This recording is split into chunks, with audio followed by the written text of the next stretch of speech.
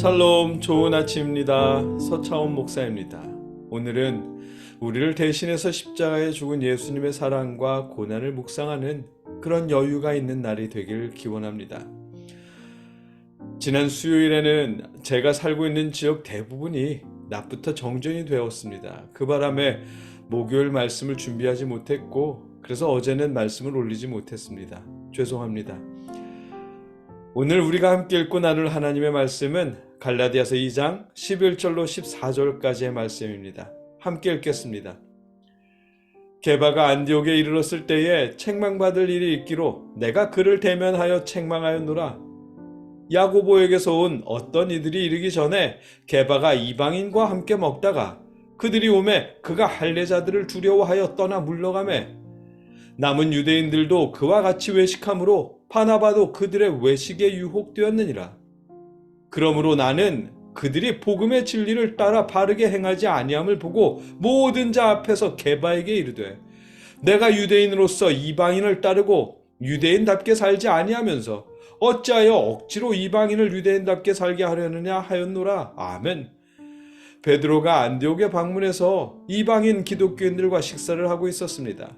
예루살렘에서 유대계 기독교인들도 그곳에 방문했고 베드로는 그들의 눈치를 보며 식사 자리에서 멀찍이 물러나 앉았습니다. 베드로를 따라 바나바도 물러났습니다. 바울은 그래서 화가 났습니다. 베드로가 물러나 앉은 것도 화가 날 일인데 바울과 함께 이방인 선교를 하던 바나바까지 물러나 앉았으니 더 화가 난 것입니다. 그래서 베드로를 꾸짖었습니다. 이 일은 안디옥에서 일어난 일입니다. 그 당시 안디옥은 물론 로마의 황제가 바뀔 때마다 정책이 달라지긴 했지만 적어도 주전 60년대부터 주후 40년까지는 유대인들에 대한 차별이 거의 없었답니다. 그만큼 유대인에 대해 열린 마음이었고 유대교로 전향하는 이방인들도 많았답니다. 그래서 복음이 더 쉽게 전해질 수 있었답니다. 사도행전 11장에 보면 안디옥에 복음이 전해진 과정이 이렇게 기록되어 있습니다. 제가 읽어드리겠습니다. 그때에 스데반의 일로 일어난 환란으로 말미암아 흩어진 자들이 베니게와 구브로와 안디옥까지 이르러 유대인에게만 말씀을 전하는데 그 중에 구브로와 구레네 몇 사람이 안디옥에 이르러 헬라인에게도 말하여 주 예수를 전파하니 주의 손이 그들과 함께 하심에 수많은 사람들이 믿고 주께 돌아오더라. 아멘. 이렇게 복음이 전해졌습니다. 이때는 바울이 아직 사울이었을 때입니다. 세월이 흘렀고 안디옥 교회는 예루살렘에 구제 헌금을 보낼 만큼 굳건해졌습니다. 그런 곳에 예수님의 수제자요 기둥 같은 베드로가 방문한 것입니다.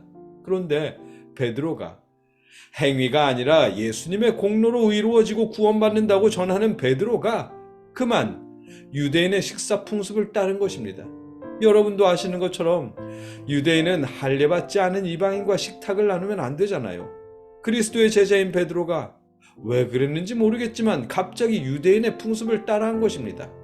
베드로도 그리스도를 믿는 그리스도인이고 같이 밥 먹는 사람들도 예수를 믿는 그리스도인인데 베드로가 갑자기 유대교인처럼 행동한 것입니다. 바울은 그래서 베드로에게 일침을 가했습니다. 오늘 본문 14절입니다. 그러므로 나는 그들이 복음의 진리를 따라 바르게 행하지 아니함을 보고 모든 자 앞에서 게바에게 이르되 내가 유대인으로서 이방인을 따르고 유대인답게 살지 아니하면서 어찌하여 억지로 이방인을 유대인답게 살게 하려느냐 하였노라. 아멘. 유대인처럼 살지 않는 사람이, 그러니까 그리스도인으로서 사는 사람이 왜 갑자기 유대인처럼 행동하는 것이냐고, 그리스도인들을 왜 할례 받아야 할 것 같은 마음이 들게 행동하느냐고 따져 묻는 것입니다. 베드로는 예수님을 따라다닐 때부터 안식일에 이삭을 잘라 먹었잖아요. 음식을 먹기 전에 손을 씻지 않았고 그냥 음식을 먹었습니다. 이미 그때부터 이방인처럼 행동했습니다. 예수님이 부활 승천하신 후로 복음의 증인이 되어서도 마찬가지로 유대교의 가르침이 아니라 예수님의 가르침을 따랐습니다. 유대교인이 아니라 그리스도인이었습니다. 유대인들 보기에는 그런 그리스도인으로 사는 베드로가 이방인처럼 사는 것과 마찬가지였고요. 내가 유대인으로서 이방인을 따르고 유대인답게 살지 아니하면서 라는 말은 그런 뜻의 말입니다. 그런 베드로가 조금 전에는 갑자기 유대교의 음식 규례를 따라 유대인처럼 행동했습니다. 이 행동은 비록 베드로가 말로 하지는 않았지만 이방인 그리스도인들이 유대계 그리스도인인 베드로와 함께 식사하려면 할례를 받아야 하는 것처럼 해석될 수도 있는 행동이었습니다. 바울은 그래서 어찌하여 억지로 이방인을 유대인답게 살게 하려느냐라고 꾸짖은 것입니다. 다르게 표현하면 그리스도인이면서 왜 유대인처럼 행동하는 것이냐고 꾸짖은 것입니다. 바울이 베드로를 꾸짖은 기준은 행위가 아니라 그리스도의 공로로 이루어지고 구원받는다는 복음을 기준으로 삼은 것입니다. 베드로는 그것을 알기에 한마디도 못했던 것이고요. 바울은 야고보, 베드로, 요한과 악수하면서 이방인의 사도로 자신이 인정받았다는 앞선 내용 뒤에 이 사건을 말해주면서 자신은 베드로를 꾸짖을 만큼 두 사람 사이는 사도로서 동등한 관계라는 것을 증명하는 것입니다. 아울러 자신이 이방인들에게 전했던 복음, 예수의 공로로 이루어진다는 복음은 베드로조차 반박하지 못하는 올바른 복음인 것을 증명하는 것이고요. 이 두 가지 사실을 공고히 하는 것이 오늘 본문의 목적입니다.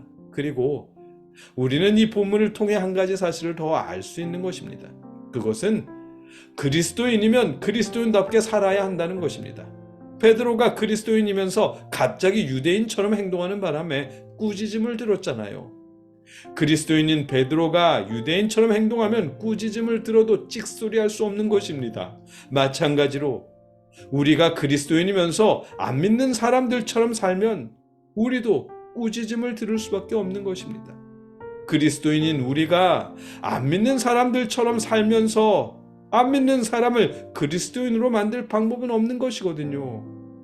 교회는 교회 같아야 하고 그리스도인은 그리스도인처럼 살아야 합니다. 그것이 오늘 본문을 통해 베드로를 꾸짖는 바울을 통해 우리가 발견할 수 있는 사실입니다. 여러분, 그리스도인인 우리는 그리스도인답게 살아야 합니다.